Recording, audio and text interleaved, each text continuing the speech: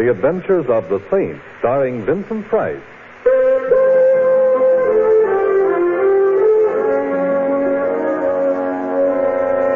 Saint, based on characters created by Leslie Charteris and known to millions from books, magazines, and motion pictures. The Robin Hood of modern crime now comes to radio, starring Hollywood's brilliant and talented actor Vincent Price as The Saint.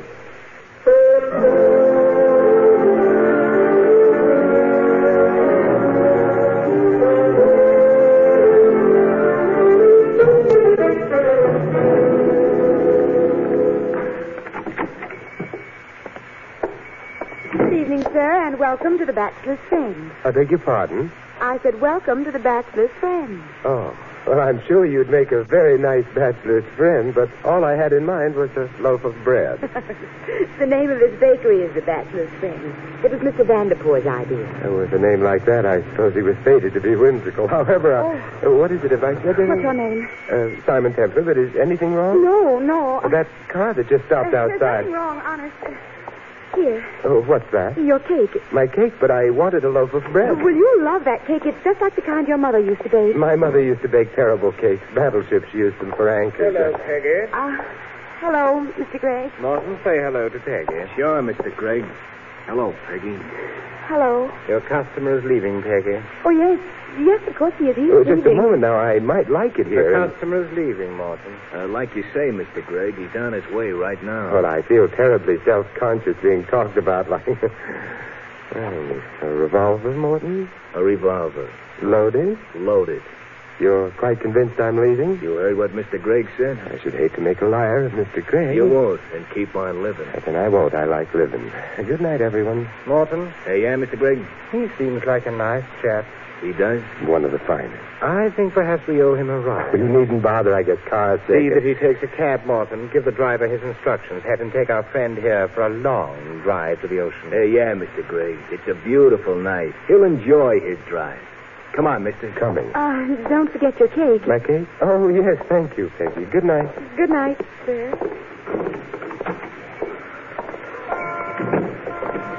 Mister. Yes?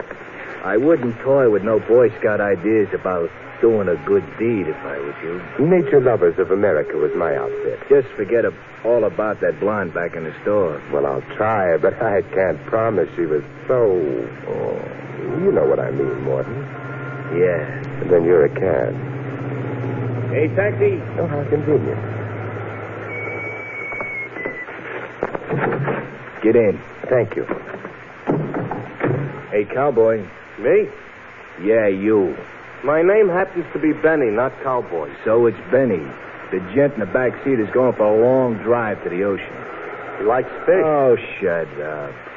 A long drive, see? Him? Yeah, him. So he's going for a long drive. It's all right with You me. better be sure he don't change his mind and come right back here. Otherwise, Otherwise? there'll be one dead gent and also one dead jitney jockey. Me? Yeah, you. Now get out of here and fast. I've been gone an hour. Benny. No. I don't know if I should talk to you. Oh, well, don't talk to me. Listen. We're not going for that drive. I heard what the fellow with the cannon said. But, what's more important, I heard what he said. We're going for a drive to the ocean. But Peggy, the girl back at the bakery, she's in danger. We've got to help her. I don't like girls. Horses I like better. Well, how would you like a broken arm? Right or left? Both. I wouldn't, but that lug has got a gun. I'm closer to you than he is.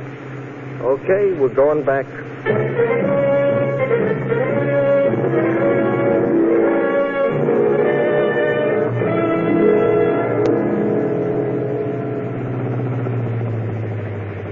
The bachelor's friend. And me a married man. Hey, the joint's down. Yes, and we've been gone only a few minutes. You better come with me. Sure. What have I got to lose? Whoops, my life. The store's dark, all right, and the door's locked. Now, you see, everybody went home. We ought to go home, too. You're home. My wife don't like you. There's something wrong. I can't see a thing inside. Maybe that was Peggy. Got a nice voice, but I think she was off key. There may be another entrance. Backfiring. That's all. Backfiring. The bread is backfiring. There are people inside. We've got to get in. Me, I think a nice long drive to the ocean would be nice. Hey, what are you dragging the handkerchief out for? You going to sneeze? No, I'm going to wrap it around my fist and smash the glass in this door. Must be a law against that. And I've just repealed it now to reach in and... Yeah. Still dark here. Back room, perhaps, huh? There's a light shining along the floor over there. Yeah, that's it then. Hey, wait a minute. Well, look, before you open that door, you've been bulletproof lately? No. Joint's empty. It's a small room. Window probably overlooks an alley. Yeah, the alley's empty, too. You see, like I told you, everybody went bye-bye, and that's... Miss, what are you staring at? Behind this desk? Look for yourself, John. My name is Benny, and like I said... Oh, one of the little playmates, the lug. He got tired and lay down. No, you haven't looked closely enough, Benny. He's lying down all right, but not because he's tired. He's dead.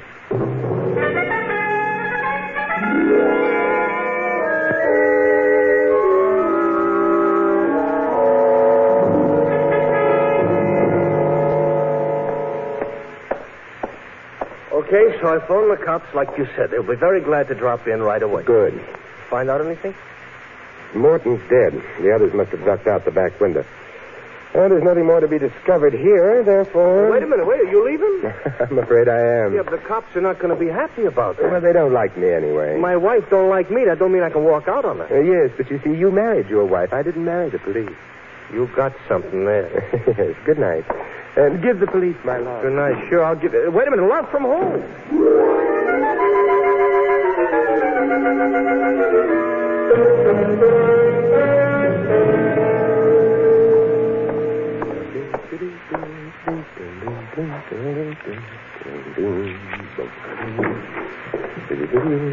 Hello, Mr. Templar.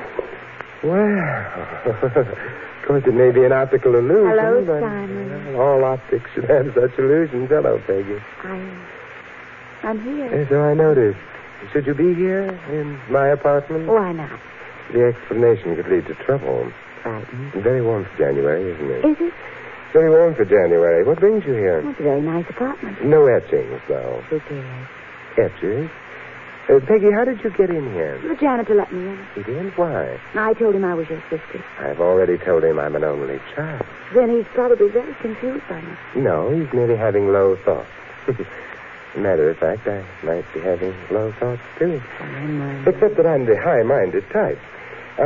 What happened to your little friend? Mr. Gregg and Morton, I don't know. They got into a terrible argument. And you detest arguments. So I went out the back way and came right here. Well, you shouldn't have. You missed something. I did? Definitely. What did I miss, Simon? The end of the argument. Morton lost. Oh? The hard way. He was shot. Simon. Not by me. He was shot dead. Oh, I'm sorry about that. Why? Did you shoot him? Of course not, but you see, Mr. Gregg and Morton were fighting over me. Were they? You sound as if you don't believe me. Don't you think I'm worth fighting over? Oh, yes, I do. Then why are you backing away from me? Oh, we mustn't forget that we're brother and sister. Simon, that's silly. And besides, you might not be safe. Well, what does that mean? If Gregg and Morton were fighting over you, then obviously both of them believed you were worth fighting over.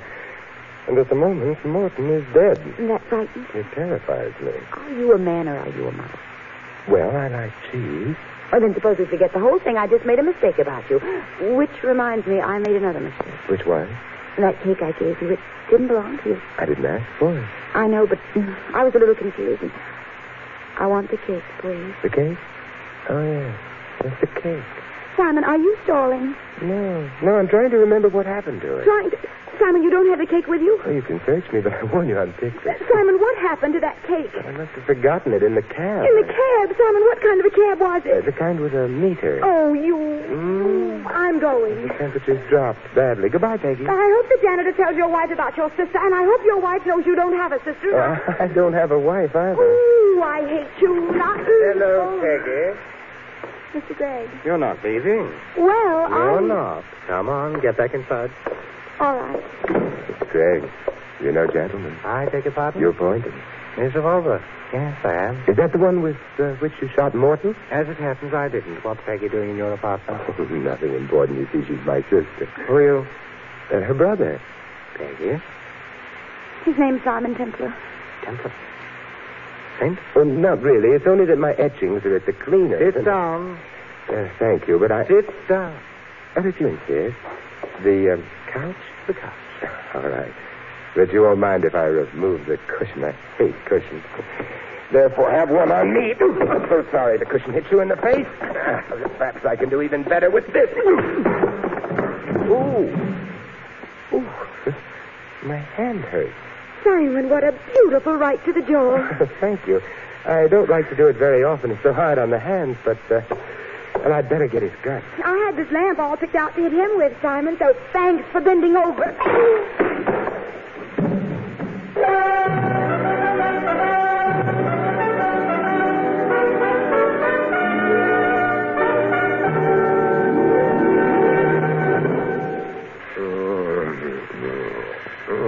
I'm dead.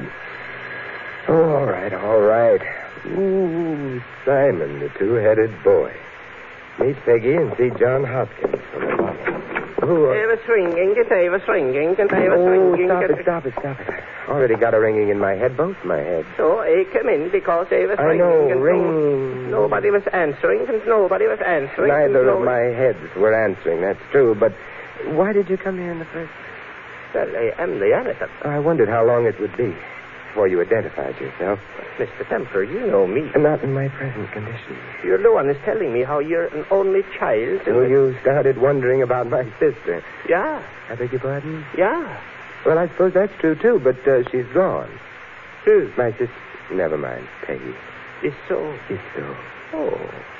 It's too bad. It's not so bad. No? Maybe, perhaps you'd better run along, and the next time she shows up, I'll introduce That you. is not why I am coming here. Pardon my digression, but why are you coming here? Why are you making bang-bang from this apartment? Bang? You mean... Like people are shooting Oh, people. that's silly. Lots of people were hitting lots of other people on the jaw and on the head and so on. But you are holding in your hand... Oh, yes. I just got around to noticing it. A revolver. A revolver makes bang-bang. True. Well, perhaps we'd better get into the living room and... that's 20 carats. Peggy wears it, not me. What I am smelling is something else. Yes, gunpowder. Meaning someone's recently fired a gun here and... Oh, good Lord. Look. Yeah? It's Greg on the rug. He is why I hear bang-bang. How true. 2 bullets in his chest. He's dead. You shoot him? Oh, thanks for the question mark at the end of that. No, I didn't. I was knocked out. Greg was shot, and then the revolver was put in my hand. Eventually, I suppose the police were supposed to arrive, find Greg dead, the murder weapon crawling with my fingerprints, and... It's bad, yeah? It's not good, yeah. Dear sister. What you do now? I don't know. Except, of course, Peggy wanted to know who the cab driver was. What cab driver? The one who took the cake. Mr. Templar, I don't... The police. I had better not bother them. What you going to do? I'll find a murderer for them before they decide they've found one in me.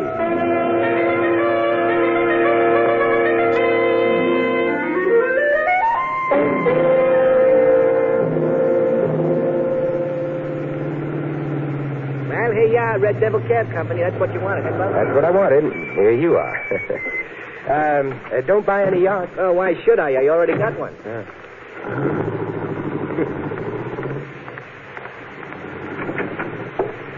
Yeah? What can I do for you? Are you in charge here of the garage and cab fleet? Well, you could say that. Is that what you're looking for? Well, actually, I'm looking for Benny, one of your cab drivers. Benny what? Just Benny. Oh, him?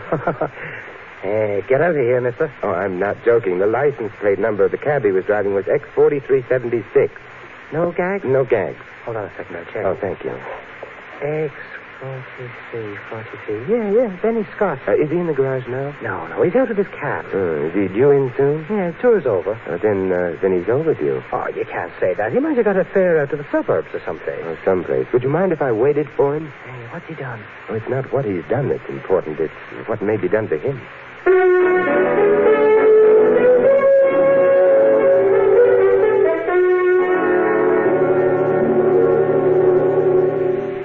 Been here for more than an hour. Yeah, Benny isn't usually this late, but... Oh, excuse me.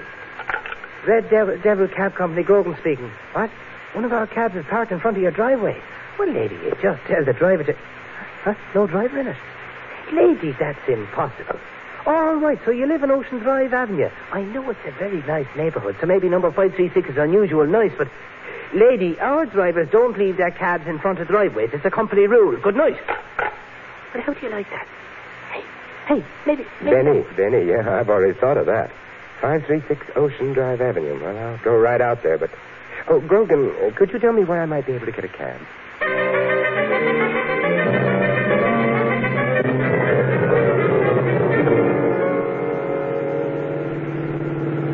$500 block and... yes. Stop now. Benny's cab is here. Yeah, it looks empty. Hey, driver, hang around for a while, will you? Okay, mister. All right, thanks. There's no one... Oh, in the back of the cab. Hey, Benny. It's a lie. Well, what is? I didn't touch a drop. Furthermore, I never drink, and besides, you... Hey, you ain't my wife? No. Then who hit me on the head? A friend of yours, perhaps. Oh, no, my friends don't go around hitting me on the head. You know, it's too soft. Wait a minute. Where's the blonde? Well, I don't have her on me. I'm beginning to remember now. She hailed a cab, got in, and then she started asking me about some cake. Dear Peggy. Told me to pull over to the curb. She kept talking about cake, and then she hit me on the head. And I don't even like cake.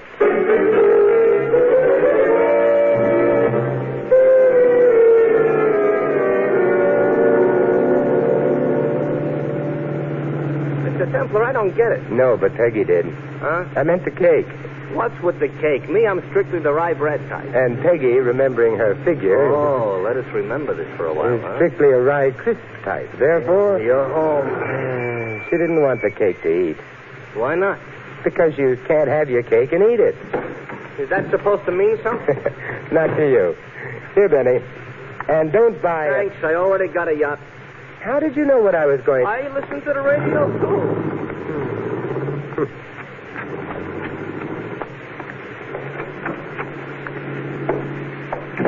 Good evening, Mr. Templar. What? Oh, well, do you spend much of your time lurking in vestibules? Loads. I'm crazy about vestibules. Well, that's nice. I'll leave you to this one. Just a moment.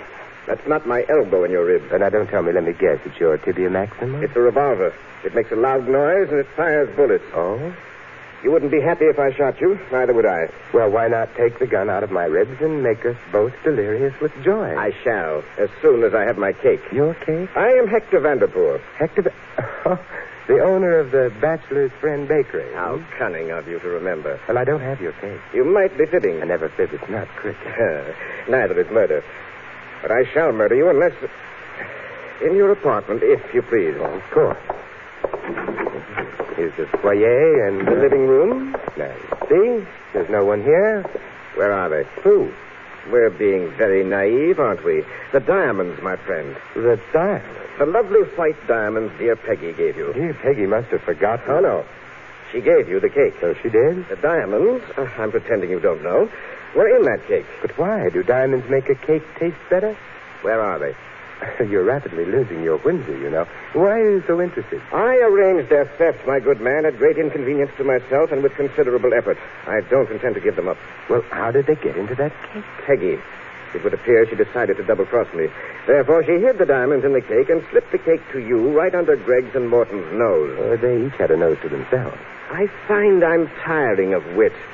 I'm beginning not to be amused. Nor amusing. Therefore, you will either hand over the diamonds at once Or else? die. But I... Get over to the side, Templar, near the window. Well, I've already seen the Get over. view.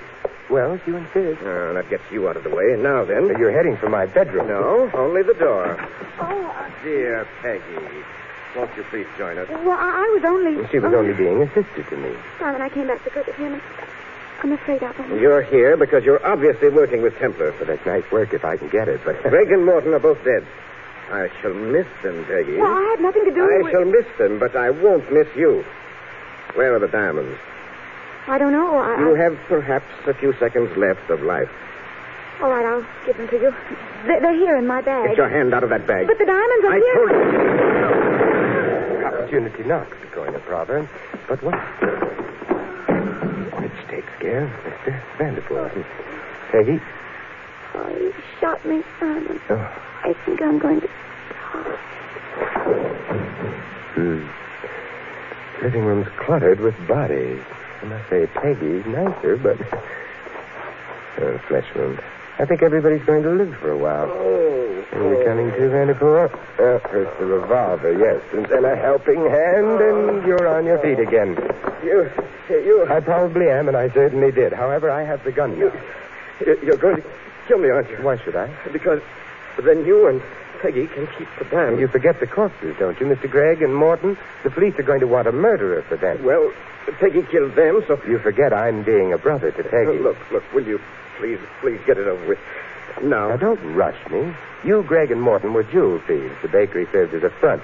The diamonds in the cake were supposed to be Gregg and Morton's share, right? Yes, but... Gregg and Morton are both dead. If you had the jewels, they'd all be yours now, wouldn't they? Yes, if I had the jewels... Peggy wasn't supposed to know anything about them. That's why you baked them into that cake. We both know all that. No, up until this moment, I didn't know that the jewels had been baked in the cake. Therefore, I shall not kill you. Well, what? Because, you see, the police are going to take care of that.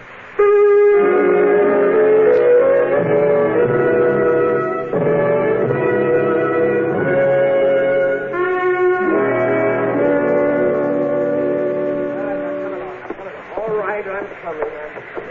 Well, there go the police and Mr. Vanderpool. But, Simon, I just don't... Oh, Peggy, you're adorable. You're a liar, and I don't mind explaining. Vanderpool killed Gregg and Morton. How did I know? Now you're supposed to say yes, Simon. How did you know? Yes, Simon, how did you know? And I'm glad you asked me. I knew because Vanderpool showed up at this apartment. Now, how did he know about it? Gregg and Morton had followed you from the bakery. You knew about it because I told you my name. Yes. But Vanderpool had no way of knowing unless secretly he was at the bakery at the time of Morton's death and here when Gregg was killed.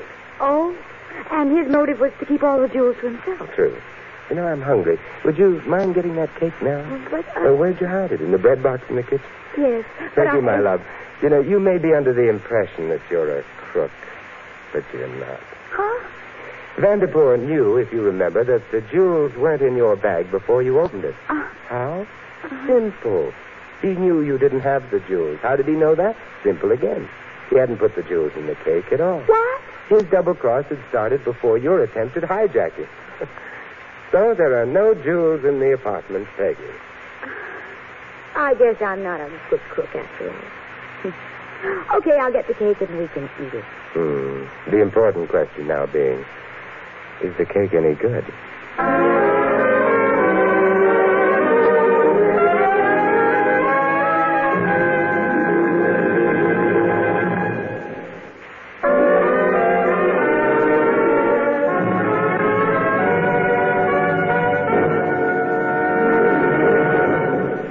And now here is our star, Vincent Price. Ladies and gentlemen, our friend Peggy might have done better had she chosen her friends more carefully. As a matter of fact, she might have chosen her cake more carefully, too, had she heeded the words of Margaret E. Sangster, who said, "Oh, cakes and friends we should choose with care. Not always the finest cake that's there is the best to eat, and the plainest friend is sometimes the finest one in the end." This is Vincent Price inviting you to join us again next week at this same time for another exciting adventure of the Saint. Good night.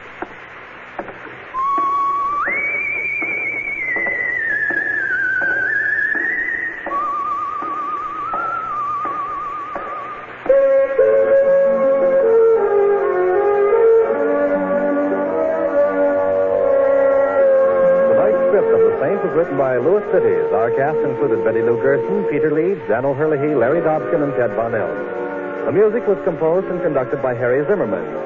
The Saint, based on characters created by Leslie Charteris, is a James L. Safier production and is directed by Thomas A. McAvity. Vincent Price is soon to be seen in Robert Lippert's production of The Baron of Arizona. All you Saint fans will be glad to know that the Saint comic books are on sale at all newsstands. Your announcer, Merrill Ross. This is the Mutual Broadcasting System.